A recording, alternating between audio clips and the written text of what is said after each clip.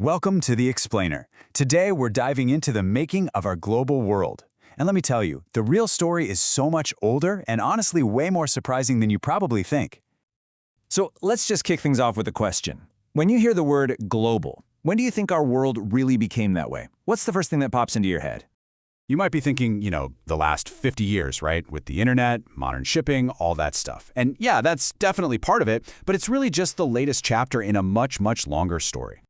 Because the making of our global world, well, that's a story that stretches back millennia. Seriously, it's a story packed with ancient connections, incredible exchanges, and some pretty powerful forces that have been shaping us for thousands of years. See, long before the modern era, there was already this amazing web of connections linking people across huge distances. And you can still see its legacy in the things we use, the ideas we share, and yeah, even in the food we eat. The Silk Roads, for instance, were so much more than just trade routes. Think of them like the arteries of the pre-modern world. For over 1,500 years, they didn't just carry silk and spices. They carried ideas, cultures, and religions, connecting these distant civilizations in ways that would literally shape all of human history. And this global exchange, it completely changed what was on our dinner plates. After Columbus's voyages, things like potatoes, tomatoes, and chilies were introduced to Europe and Asia for the very first time. Can you even imagine Italian food without tomatoes? Or Indian food without chilies? Well, that was the reality just 500 years ago. And the impact of these new foods was just profound. Take the humble potato. It was so nutritious and so easy to grow that it allowed Europe's poor to eat better, live longer. It even fueled a population boom.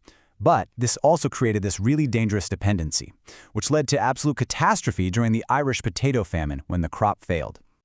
All right, so in the 16th century, the pace of all this connection just accelerates dramatically. The world started to feel smaller, for sure, but this process also came with a much, much darker and more violent side. You see, the discovery of the Americas and new sea routes to Asia totally shifted the center of world trade.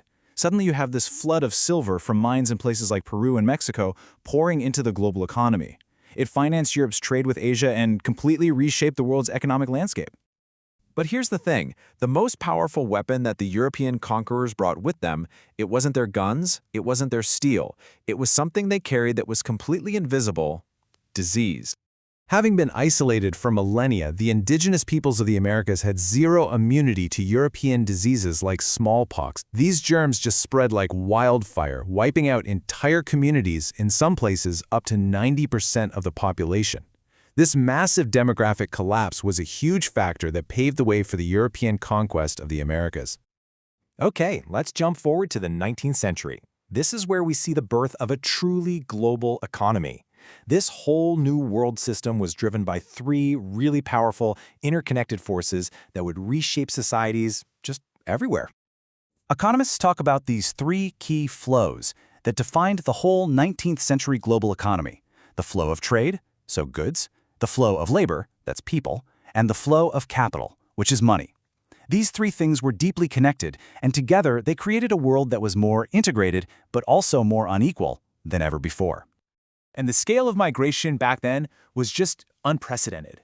An estimated 150 million people left their homes. We're talking millions of Europeans moving to the Americas and Australia, and millions of Indians and Chinese sent to work in colonies all around the world. This mass movement of people fundamentally reshaped global demographics. And this is a fantastic illustration of the role of technology.